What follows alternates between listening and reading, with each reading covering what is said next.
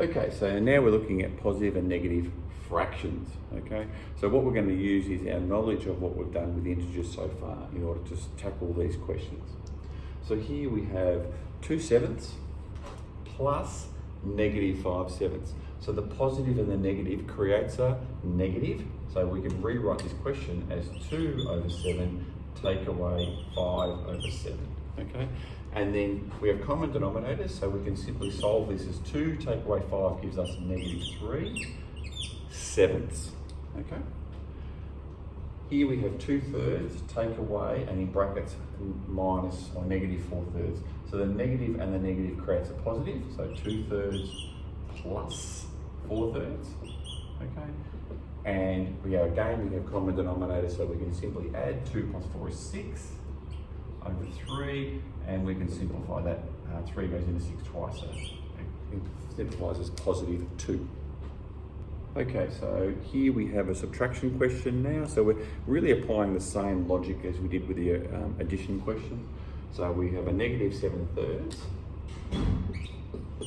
okay, and here we'll have a negative, and a negative creates a positive, 3 2/3, okay.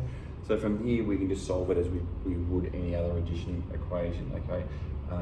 We need to turn this, we can turn this into an improper fraction if we wanted to, or we could just deal with the -7/3 and the 2/3.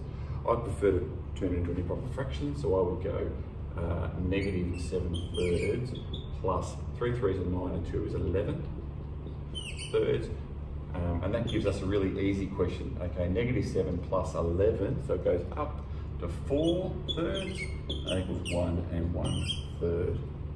Okay, I think when you try to tackle it by not turning it into an improper fraction, it can become a bit trickier to manipulate. Okay, so continuing with subtraction questions, what we notice here is we have different denominators here, so we're going to have to deal with that at some point. Okay, first things first, let's deal with the negative. So -3/2, negative gives us a positive, and we have 5/4. Okay, we need to make them common denominators. So the common denominator here will be 4, so we want to multiply that one by 2 and that by 2. And so now that becomes -6/4 plus 5/4. -6 plus 5 leaves you with -1 all over 4, so -1/4.